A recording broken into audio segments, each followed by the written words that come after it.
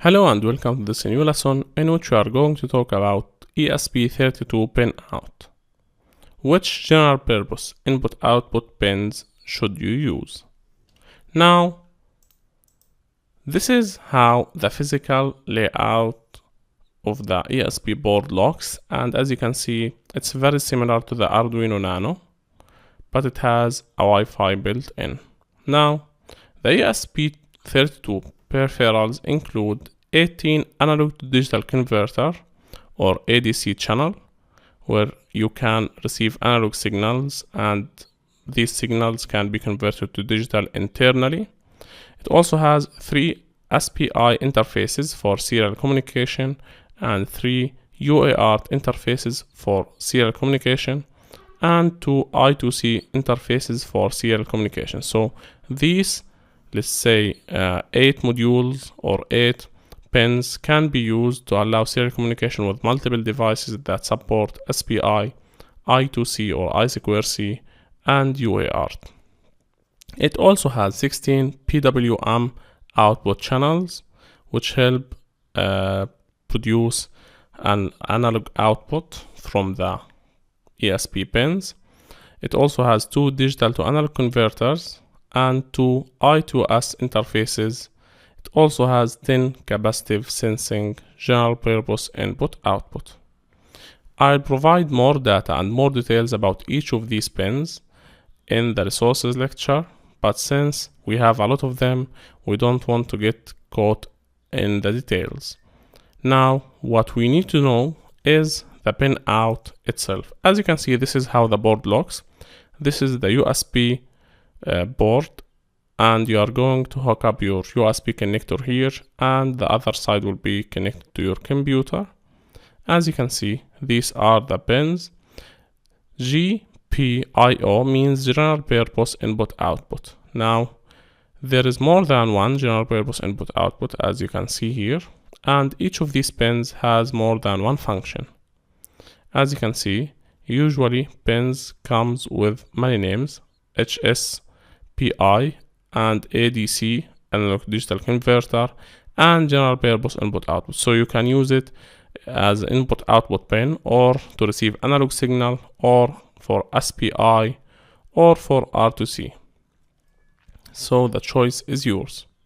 Now, as you can see, these pins, all of them, are numbered for easy access so that you can easily know which pin is connected to which. Now, additionally, there are pins with specific features that make them suitable or not for a specific project. The following demonstration shows you some of these pins, and I'm going to talk about each of these pins in details and if it can be used as input or output. Now, the pins highlighted in green here, I'll show you a table to summarize this information.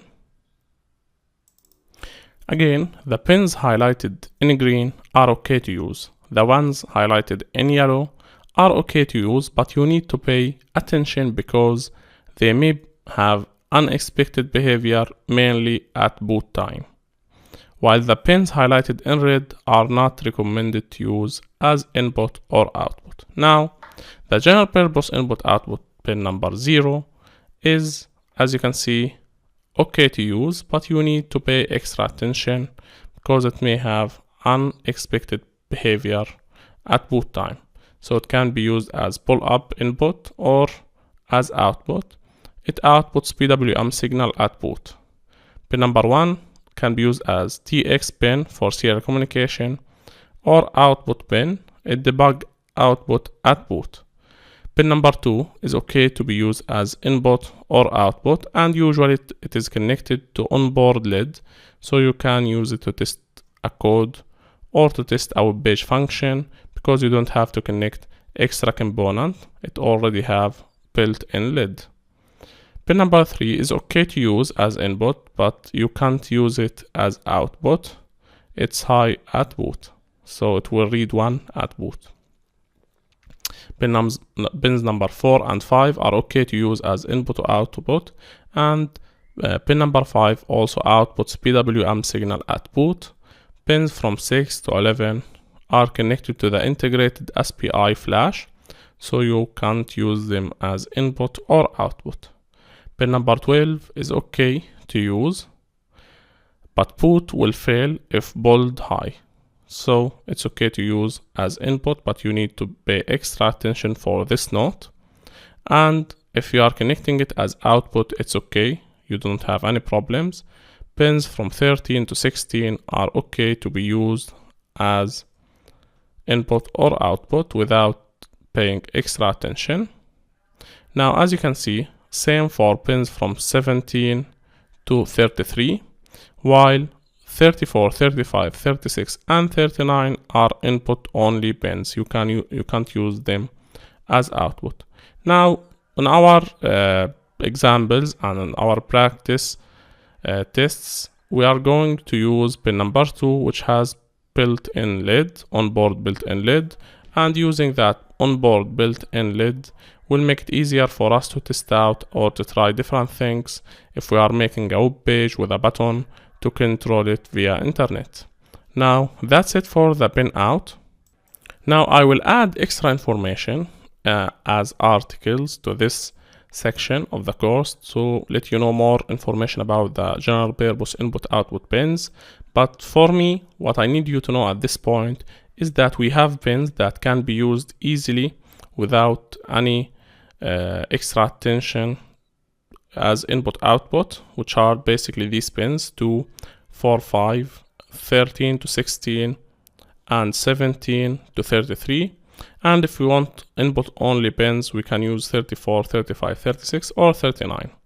Now, if we need extra features, if we need PWM, ADC, or DAC, if we need a capacitor enabled pin or PWM pin, we can go on and check this schematic. And from these pins, you can see that in our case, general purpose pin number 36 can be used as ADC or analog digital converter, as you can see, and it has input only state. You can use this schematic, print it out to refer to it whenever you need to do something.